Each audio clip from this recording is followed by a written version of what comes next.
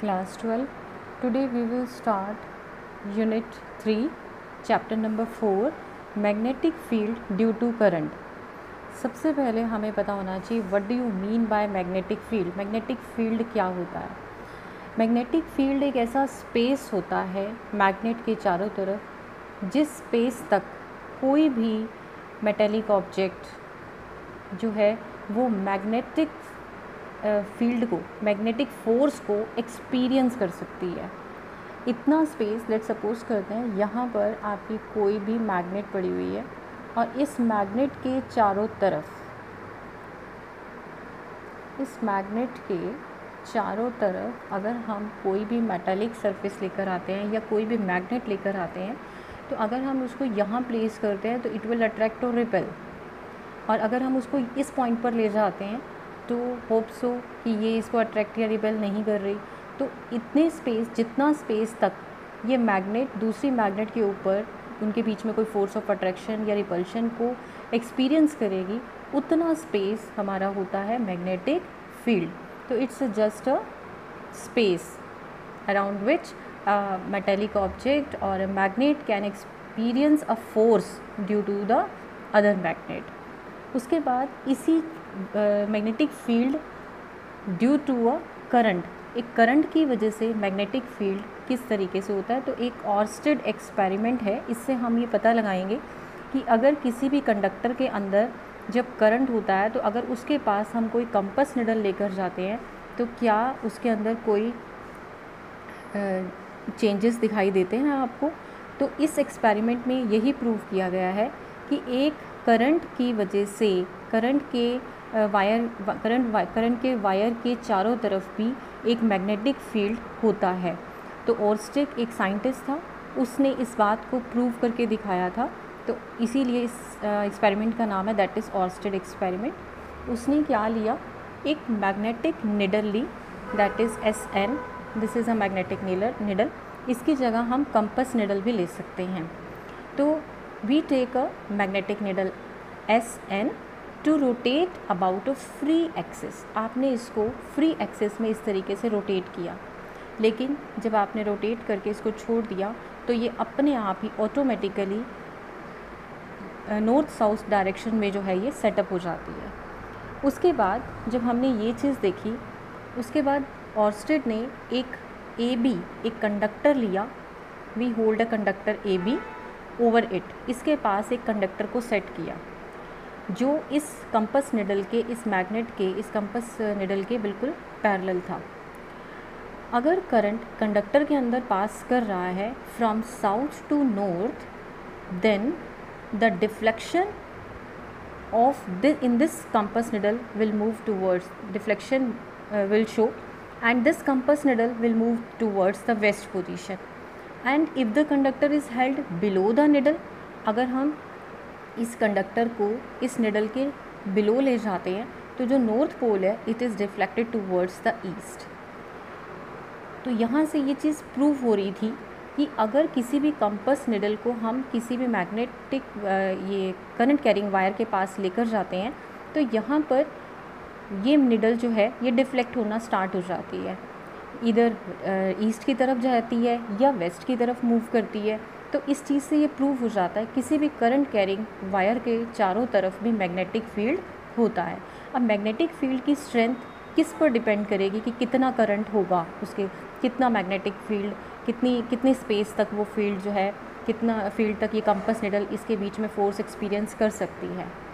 तो if the strength of the current is increased, अगर उस वायर के अंदर करंट की वैल्यू बहुत ज़्यादा है, अगर करंट की वैल्यू को इंक्रीज़ किया जाए तो निडल भी ज़्यादा डिफ्लेक्ट होगी. और if the direction of the current is reverse, अगर करंट की डायरेक्शन इस केस में साउथ टू नॉर्थ है, अगर ये नॉर्थ टू साउथ हो जाए on changing the terminals of the battery, तो करंट की डायरेक्शन भी क्या हो जाएगी, रिवर्स हो जाएगी. अगर करंट की डायरेक्शन रिवर्स होती है तो डिफ्लेक्शन जो होगी वो भी रिवर्स हो जाएगी. जो डिफ्लेक्शन डायरेक्शन है डिफ्लेक्शन की वो भी रिवर्स हो जाएगी. तो इस ऑर्स्टेड ने ये एक्सपेरिमेंट करते हुए कंक्लूड किया कि when current flows through a conductor a magnetic field is produced and magnetic field is produced, and this magnetic field above and below the conductor is opposite in the directions. अगर हमने इसके above रखा हुआ था तो current की direction, जो deflection की डायरेक्शन थी, that is towards the west, और अगर कंडक्टर को हमने बिलो रखा हुआ था तो करंट की डायरेक्शन ईस्ट की तरफ हो गई थी। तो इस तरीके से अगर हमने ये डायरेक्शंस को फाइंड आउट करना है कि डायरेक्शन ऑफ डिफ्लेक्शन किस तरफ होगी, तो we can use also the Ampere's swimming rule. According to this rule हम डायरेक्शन को, डिफ्लेक्शन की डायरेक्शन क्या होगी वो फाइंड आउट कर सकते हैं। इस according to this rule, Ampere swimming rule के according, we imagine a man, एक मैन को हम इमेजिन करेंगे that is swimming along the wire, जो वायर के अलॉन्ग, अगर वायर इस तरीके से है आपकी A to B है, यानी S to N करंट जो है अगर मूव कर रहा है, तो अकॉर्डिंग टू द मैन, ये जो मैन है अगर वो इस वायर के अलॉन्ग मूव कर रहा है, स्विमिंग कर रहा है, the current enters at the feet, तो इसके फिट में करंट एंटर करेगा and come out at the head, and his face is always towards the needle. Then अगर उसका जो फेस होगा ऑलवेज टूवर्ड्स द निडल होगा, then the north pole of the needle is deflected towards the left hand, and the direction of the deflection is also found by the method of snow method से, SNOW, ये snow method से भी हम deflection को find out कर सकते हैं। तो वो कैसे होता है, if the current flows from south to north, अगर current south to north move करता है over the needle, then the north pole of the needle is deflected towards the west. If the current flows from south to north over the needle, then the north pole of the needle is deflected towards the west. So this is all about the Oersted experiment.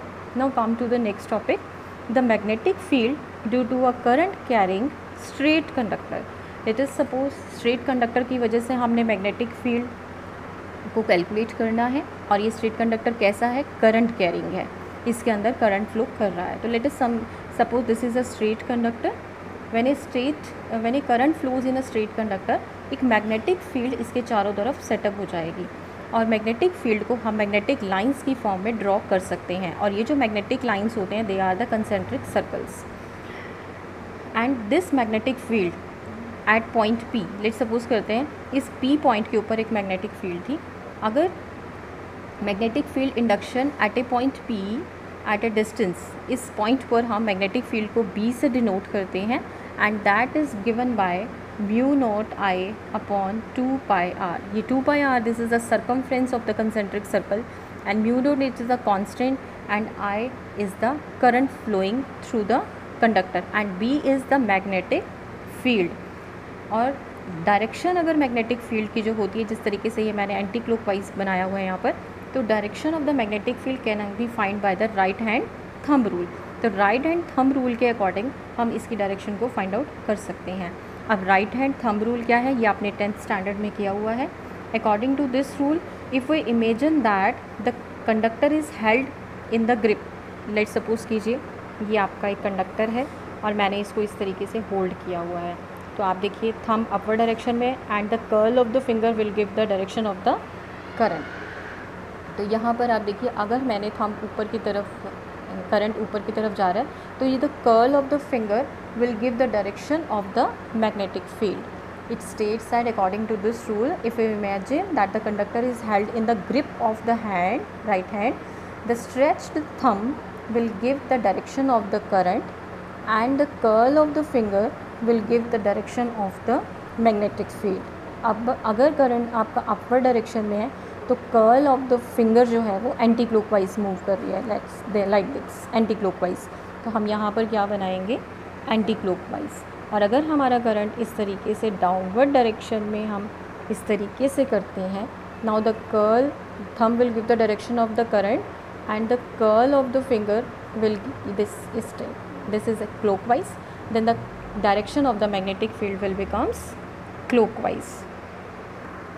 Now the next topic is force on a moving charge in a magnetic field. एक moving charge force, moving charge के ऊपर कितना force लगेगा अगर उसे हमने magnetic field में place किया हुआ है। चार्ज कैसा है, moving है, उसके ऊपर हमें force का फॉर्मूला ड्राइव करना है।